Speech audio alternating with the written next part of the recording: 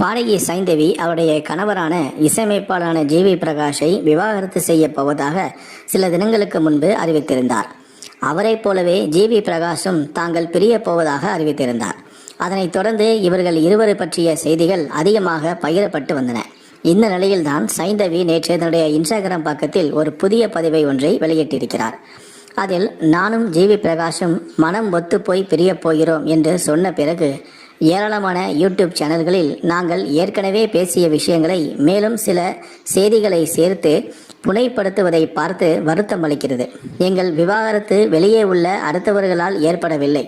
மேலும் ஒருவரின் குணாதிசயத்தை ஆதாரம் இல்லாமல் தோராயமாக படுகொலை செய்வதை ஏற்றுக்கொள்ள முடியாது. நாங்கள் விவாகரத்து செய்ய வேண்டும் என்ற முடிவு எங்களுடைய முன்னேற்றத்திற்காக இருவரும் பரஸ்பரமாக எடுத்தோம்.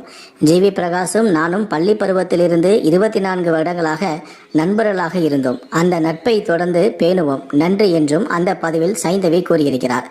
தற்போது இவருடைய இந்த பதிவுதான் சமூக ஊடகங்களில் வைரலாக பகிரப்பட்டு வருகிறது.